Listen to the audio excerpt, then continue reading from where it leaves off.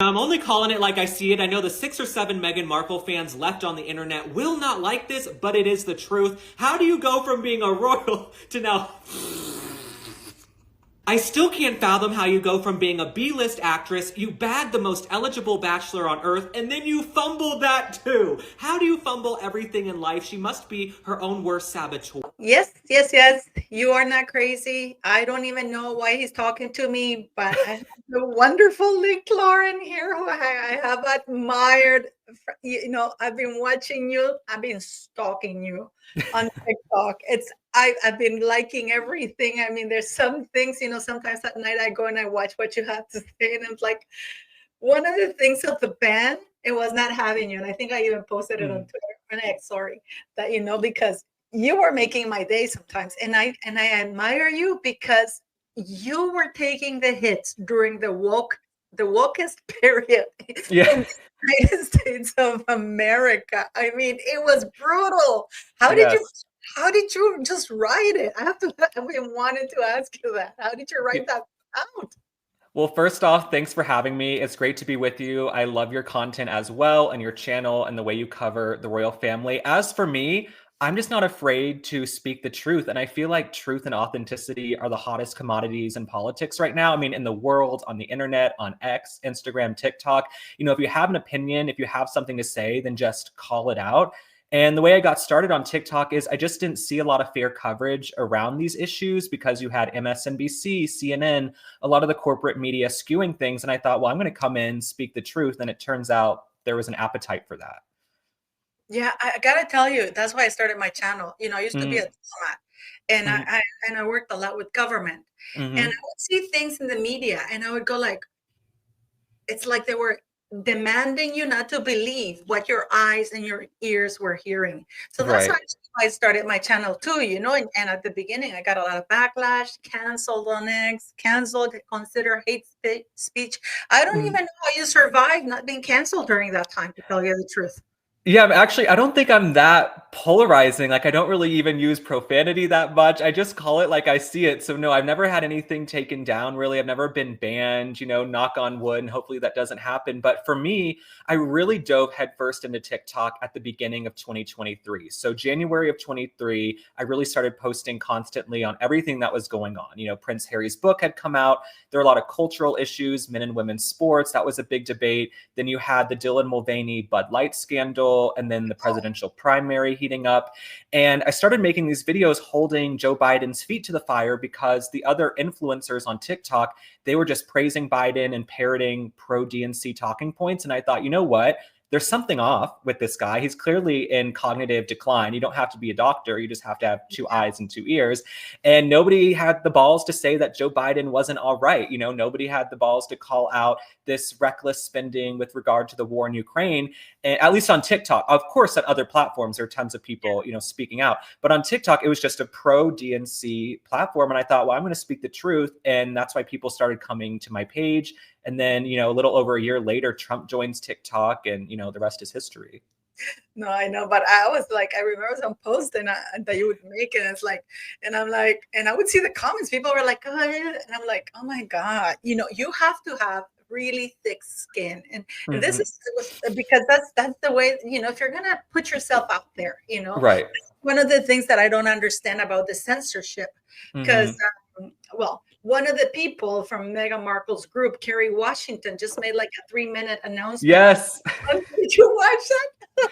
So, okay, can I just say, so I saw Kerry Washington announce that she was leaving X and it's just not the platform for her anymore. If you actually look at the data, X has a pretty even split of Democrats, Republicans. I mean, there's more free speech and open conversation happening on X than any other platform. So I didn't understand what Kerry Washington was talking about, but I think these woke Hollywood celebrities think they need to make a public announcement when they leave the platform. You don't need to announce to us that you're leaving X. You're not going to be missed. Don't let the door hit you on the way out. Goodbye. I couldn't even tell you what show Kerry Washington has been in except for the one scandal or about the presidency, or she was a fixer. And I never even saw that, a full episode. So no, we don't need an announcement. You can just leave. Thank you. Goodbye. And I'll also say, Paula, I feel like acceptance of Hollywood is just at an all-time low. Right. Nobody really cares much about Hollywood celebrities, actors, actresses, singers, people who are famous for being famous. Nobody cares. I feel like politics is the new Hollywood in a sense. People are following the Trump administration. They're following what's happening in DC more than ever. Nobody cares what Kerry Washington has to say. Who's that? Yeah, she thinks it's an airport, announcing her departure, just go. But she's still on X. At Right. least I checked before, you came on. She's still on X. Why don't you just leave and let people wonder what they're going about? Exactly. It's just insane. I wanted you to react to this because this is about Rachel Meghan Markle.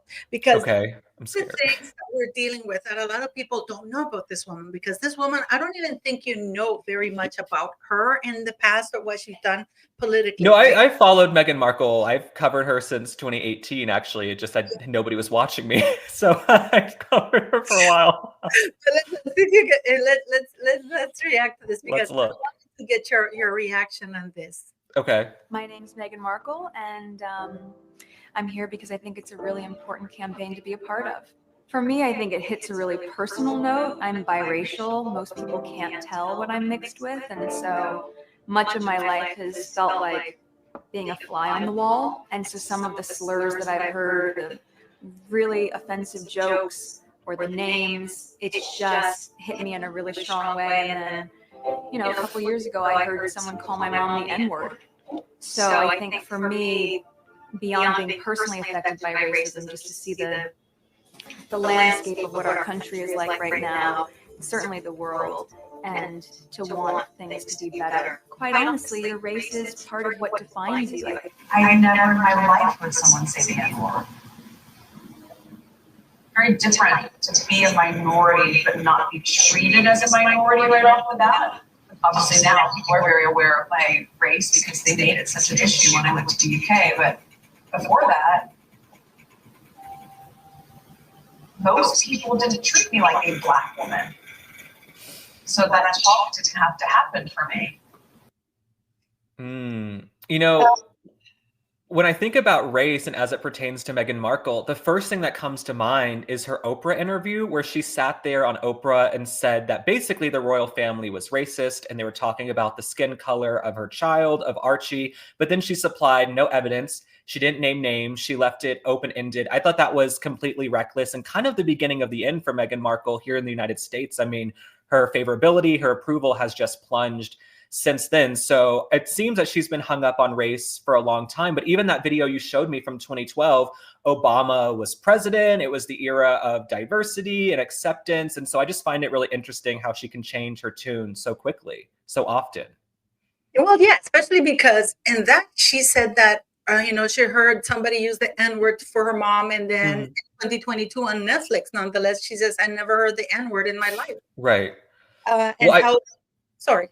I think Meghan Markle just has a loose relationship with the truth. I think she's willing to say whatever to fit a narrative at the time to gain attention. I mean, accusing your in-laws, the royal family who have accepted you, they threw her a massive wedding. They gave her homes, cars, servants, butlers. They really rolled out the red carpet for Meghan Markle. And especially Charles was so excited for her to come. The then Prince Charles at the time, Prince William, Kate, everyone was excited for Meghan Markle. And then to turn around about 2 years after joining the family and accuse them all of racism without any evidence, I thought was just reckless and nasty. And how unfortunate for Prince Philip and the Queen in their final years, months, weeks, and days to have to deal with all of the dirt Prince Harry and Meghan were kicking up. That I just found unconscionable.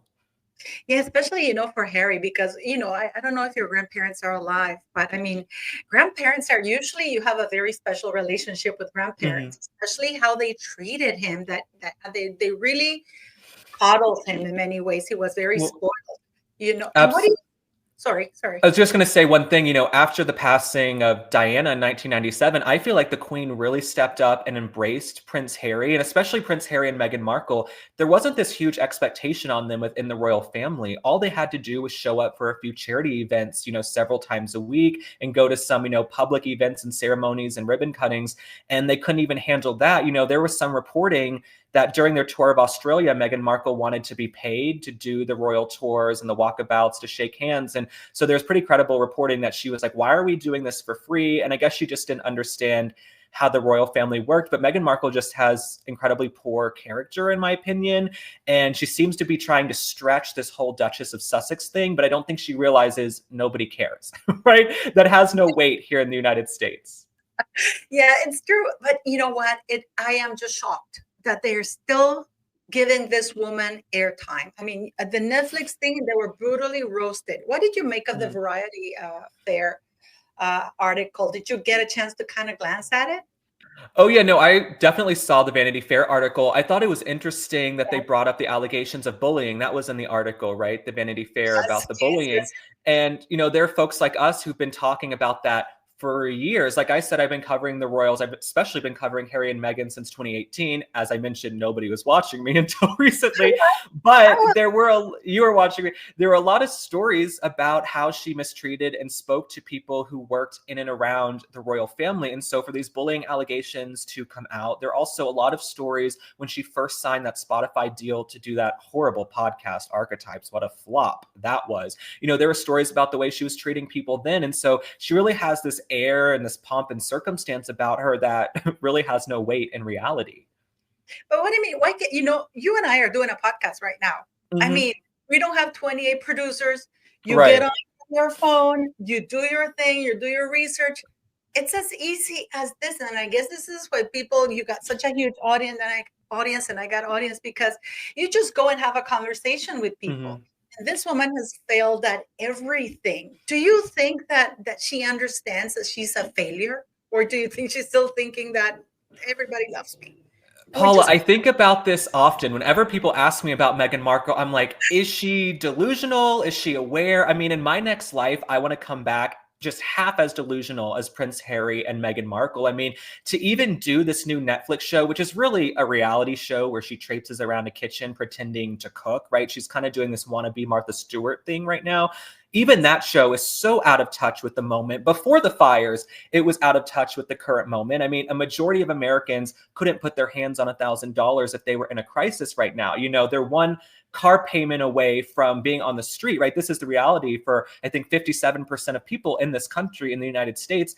And Meghan Markle, she's traipsing around some rented McMansion with hundreds of thousands of dollars worth of jewelry and fancy clothes. And these people who are supposed to be her friends, most of whom she's really never met, her best friends are coming over to cook with her. Does she hang out with them on a regular basis? Are these her real friends? So no, I think Meghan Markle is just delusional enough to still buy into her own BS and her nonsense. And unfortunately, there's still some, remnants of Hollywood that will throw money at someone like Meghan Markle. She checks a lot of boxes for them. They see her as diverse. She was royal. She's got a following. She meets this moment. So I think she checks a lot of boxes for the folks at Netflix, but none of their Netflix deals or their opportunities have been a success since the original 6-part docuseries. I mean, the one on Polo was an absolute flop. Nobody watched that. Did she think people were going to be interested in a documentary on Polo here in the United States? No. I'd love a documentary on the real Meghan Markle, how she social climbed and scaled her way up the ladder, because from what I heard, she was a yacht girl. I heard she was a yacht girl. So I want to hear that climbing of the ladder. Yeah, there was actual pictures of Karina Shuliak, who was the last girlfriend of Epstein, and she's on record saying that the only time she saw her on yachts was with her boyfriend, the one. So, and there's pictures of Meghan Markle on yachts with, I've shown them all, they're all over the place. They try to take them down and everything, but unfortunately, the internet is forever. Right. And things, they don't disappear. But I was just very interested because it's brutal. I am surprised because, any little negative article in the UK, they sue. Now you have Vanity Fair, Hollywood Reporter, The Daily Beast, TMZ, even Backrate, and they're not suing them, and they're not calling them racist or anything like that. And we have Netflix, that they all got together for Netflix, and they never get invited, and she got roasted. I mean, what do you... all of that. I mean, I just think Prince Harry and Meghan Markle are an utter calamity. They are a disaster. Everything they touch turns to crap. And I don't say that really to be mean. I just say it objectively in terms of the numbers.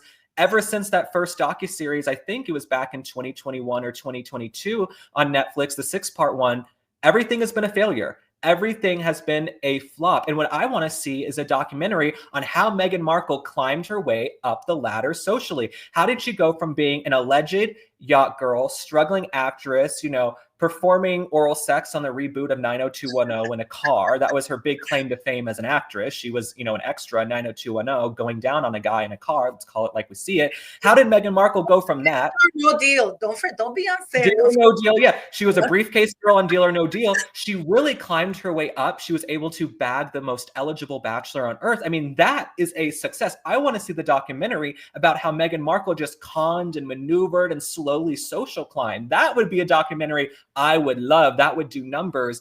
But Meghan Markle posing as this altruistic, amazing person, she and Harry could have done so much more good staying in the royal family, shining a light on organizations that matter and really do a lot of good for people. They haven't really contributed to society in 5 years at all. So.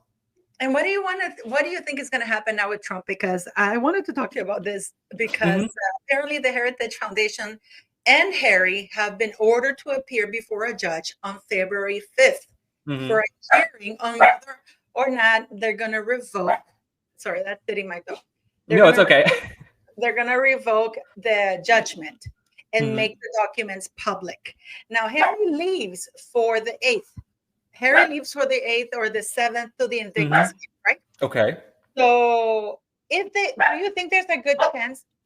Do you think there's a good chance that if they make the judge revokes that thing and they make the documents public and he lied, that he will be allowed back in under Trump? I don't know. I'd have to look at the specifics of the actual case and the situation. The one thing I will say is if Donald Trump and Tom Homan and Kristi Noem and everyone get together and they deport Prince Harry, put Donald Trump on Mount Rushmore tomorrow. If you deport Prince Harry, Donald Trump, I want to see you on Mount Rushmore. You are going down in history as the most iconic president we've ever had. If you get Prince Harry and Meghan Markle out of the country, the Duke and Duchess of Waffle House, you will be a hero more than ever. I would be thoroughly entertained if Prince Harry got deported from the country. I don't wish that upon him. I don't actually care if he gets deported from the country. But I think if Donald Trump does that, he is full legendary status till the end of time, Paula. I wonder though, if it's I think that'll make Meghan Markle's day, the way things are right now, because then she will have an excuse to divorce him because, he's been such an idiot. He made such a big deal out of security in the UK that Meghan Markle will use, I can't go because you said the UK is unsafe for me. So I'm going to divorce you because that there's the rumors that she was book shopping. Yeah, shopping a book around about the divorce. Yeah, I mean, so Harry already knows he's going to be sold out. I mean, do you think that Donald Trump would do it, though? Do you think he'll pull the trigger on that one? To deport Prince Harry? Yeah, he said he would protect Well, like him. I said, I have to really look at the specifics of the case. But I mean, Tom Homan, Kristi Noem, this administration, they are back to doing the deportations. I mean, people are being shipped and flown out of the country, criminals, murderers, people connected to MS-13, the gang, rapists. They are being, sent out of the country once and for all, which is what should have happened under Biden. They should have never been let into the country to begin with. But, Prince Harry, I'm not sure he meets the standard of some of the other people who are being shipped out of the country, sure. But he has not contributed to American culture, American society since being here. I can't think of one good thing he's done for the United States since coming to this country. No, and it's the opposite. He's been lobbying for censorship, if anything. Right. So, are you talking about the Meta case with Mark Zuckerberg and how they put out the statement? No, he actually went on the Clinton Foundation. He did a half-an-hour speech on social networks like ours, like one. And when he was asked point blank in January if he had a social account, he said, "No, I don't." I guess he didn't know that Meghan had her since June 2022. Right. So, well, what's interesting is Prince Harry made some comments, I believe back in 2021, sort of making fun of the First Amendment and free speech and saying, I don't understand the First Amendment. Well, Prince Harry, if you don't like our rules, our laws, our constitution, the way we do things. You do not have to be here. You all chose to come to the United States and grace us with your presence. We would be happy for you to go home. The problem is the folks in the UK, they don't want Prince Harry and Meghan Markle to come back. In fact, I think it'd be a security risk for Meghan Markle to step foot back in the UK. I don't think they'd be very happy to see her arrive. But no, Prince Harry has not contributed in any way, shape, or form. And if he doesn't like that we have free speech here in this country, go live somewhere else. Go live in Botswana. Go where you and Meghan rekindled your romance, under the moonlight. Go somewhere else. Go back to Canada. You don't have to stay here. Yeah. Now you're talking about illegal immigrants. I was just laughing over your Selena Gomez thing. I'm Latina, and we're not like that. I can promise you. Mm-hmm. I was insane that, what was she thinking? I mean, and when you said that, why didn't she cry for Miss Riley, the lady this is why I love you, because you just say, like, where were your tears for this lady? And I think that President Trump just signed the what you call the document for Miss Riley. The Laken Riley Act. Riley Act, right? Right. I mean, but that was so spot on. Thank you. No, that's so true. I mean, how do you feel about all of this nonsense now finally coming to an end? Yeah, I mean, with Selena Gomez, I'm a very data-driven person. And over the last few years, I saw polling and data and focus group data that showed a majority of Hispanic Americans wanted stronger immigration policies. They wanted a secure border as well. But there was this narrative, mostly in the liberal mainstream media, that Hispanic folks in this country don't support the immigration policies Trump is pushing. But now we've even seen a new New York Times Ipsos poll that shows, I think, over 80% of people in this country support Trump's views on the border and immigration. So he's been in lockstep. And that's why Kamala Harris lost. That's why approval for the Democratic Party is at an all-time low, because they betrayed the trust of the American people and just only catered to a very select small group. They weren't in lockstep with the majority. And as for Selena Gomez and her bizarre crying video, we see why she's never won an Oscar or any big acting award, because I barely saw any tears. And the tears I did see were crocodile phony tears, because she set her phone up before she started crying in her 13,000 square foot mansion. And then Selena Gomez says, "These are my people. These are my people." Where if they're your people, Selena, maybe they can come live with you in one of your multiple mansions. But if you're a rapist, a murderer, you're connected to a gang, you cannot be here in the United States of America. And I have never seen Selena Gomez shed a tear for Jocelyn Nungari, Laken Riley, or any of the other folks who have lost their lives at the hands of illegal migrants in this country, major criminals. Selena Gomez was silent, didn't say a word. So I don't know if she studied foreign policy at Disney Channel University, but Selena Gomez, I'm not looking to her for any expertise on the border. Absolutely. I mean, that is absolutely. And scene. But you have to come back. You're gonna have to come back because so much to talk about. I know you're short on time, but I want to. Yeah, we can go a few more minutes. Do you have one more topic you want to discuss? I hate to rush out of here. I just have another Zoom call. I'm so sorry. No, I understand. No, but you have to come back. Everybody's of course. But listen, I wanted to ask you this. Do you think that Netflix is going to renew her show? Because how did you feel watching them, especially after Donald Trump?